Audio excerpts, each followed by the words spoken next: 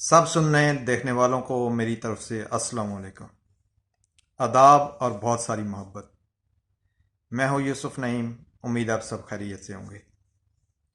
دوستو، آج جو کچھ ہمارے معاشرے میں ہمارے ارد گرد ہو رہا ہے وہ بہت بڑا ظلم ہے۔ جس پبلک آفس میں چلے جائیں ہر کوئی رستم بن کر بیٹھا ہوا ہے۔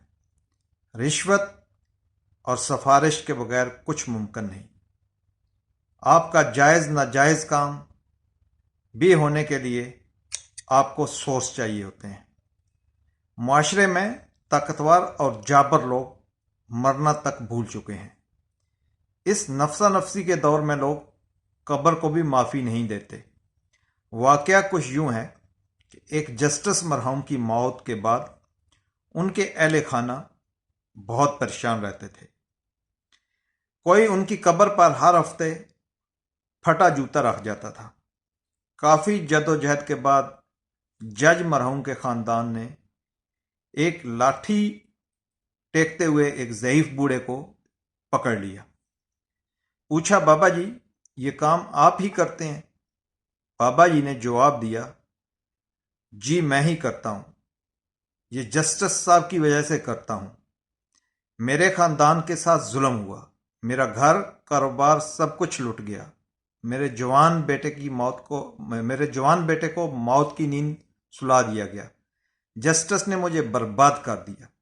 منصف کی سیٹ پر بیٹھ کر انہوں نے بے انصافی کی۔ اپنے آپ کو سکون دینے کے لیے میں جسٹس کی قبر پر جوتا مارتا نہیں بلکہ رکھ جاتا ہوں۔ میرا ایمان ہے کہ میرا رکھا ہوا جوتا اسے فرشتے مارتے ہوں گے۔